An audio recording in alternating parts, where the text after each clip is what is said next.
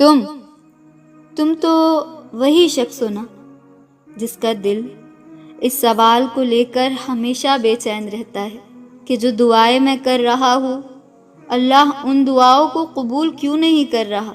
کیا میرا اس دعا کو کرنا صحیح بھی ہے یا نہیں؟ اللہ میری دعاؤں پر مجھ سے راضی ہے بھی یا نہیں؟ اور اگر راضی ہے تو اس کے راضی ہو جانے کی کیا نشانیاں ہیں؟ تو جان رکھو کہ میرے رب نے اس کی پاک کتاب کے ذریعے ہم تک اس کے رضا کی، اس کی ناراضگی کی اور اس کی قبولیت کی واضح نشانیاں ہم تک پہنچائی ہے۔ آخر کیا ہے وہ نشانیاں؟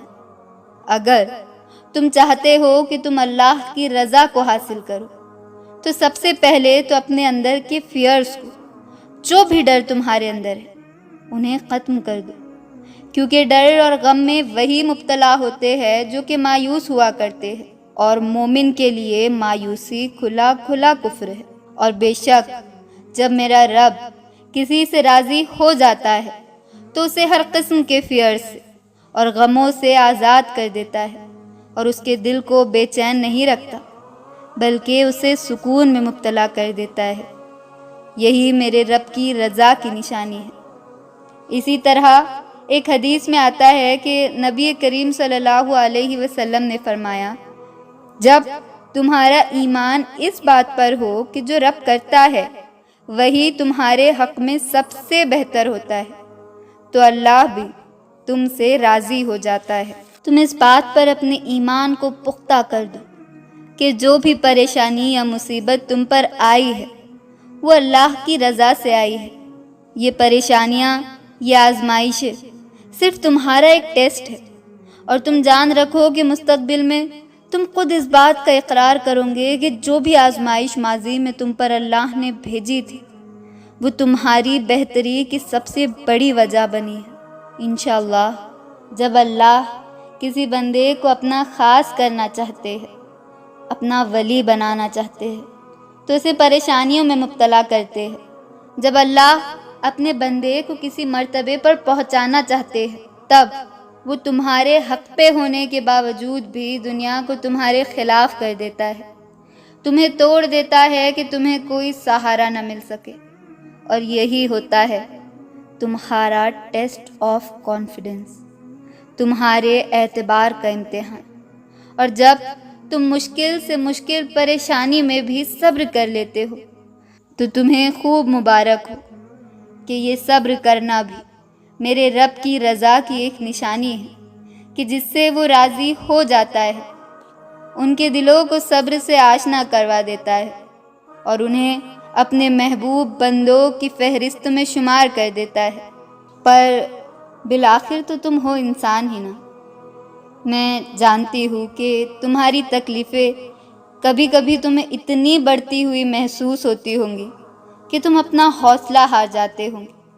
احساس محرومی تمہیں کفریہ خیالات میں مبتلا کرتی ہوں گی، تم اللہ کی نافرمانی کر گزرتے ہوں گے، اور پھر اس کے بعد یہ سوچتے ہوں گے کہ یہ سب جو میں نے کیا یہ سب تو ڈپریشن کی وجہ سے ہو گیا، اس میں بھلا میری کیا غلطی؟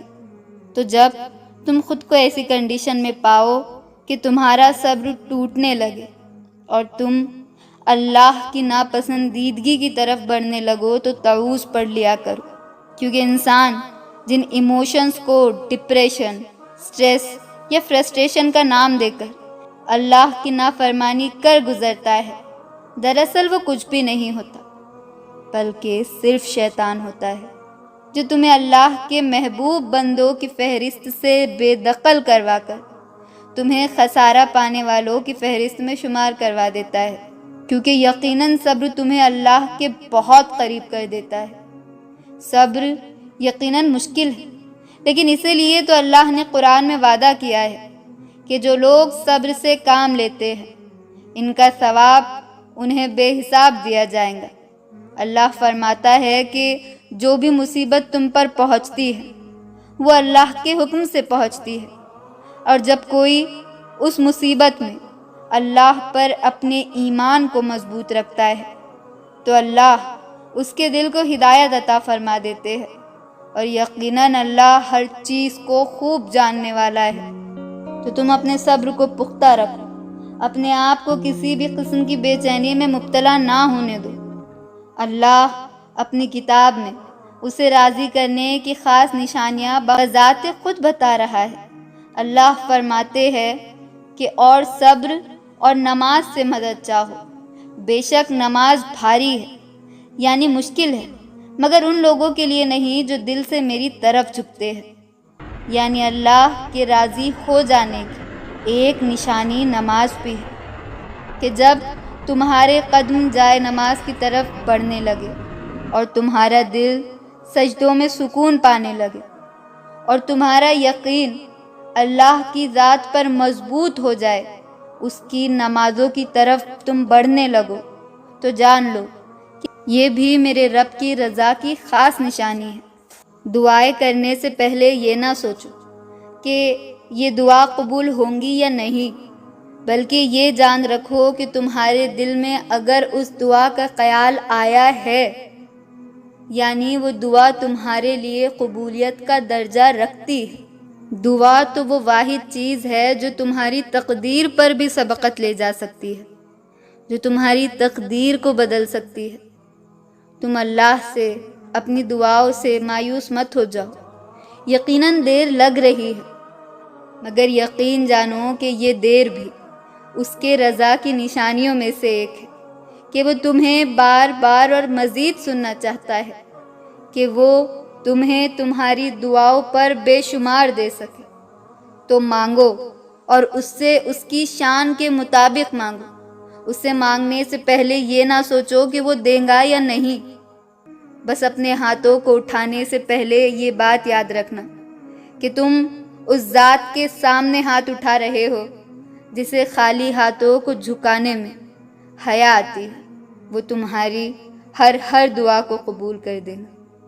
تم بس مانگنا مت چھوڑنا۔ سامعین، میری دل سے دعا ہے کہ اللہ جلد آپ کی دعاؤں کو قبولیت کے معجزے دکھائے، اور ہر وہ شخص جنہوں نے مجھ سے دعاؤں کی گزارش کی ہے، اللہ ان کی تمام تر دعاؤں کو قبول فرمائے اور ہر پریشان کی پریشانی کو آسان کر دے۔ آمین۔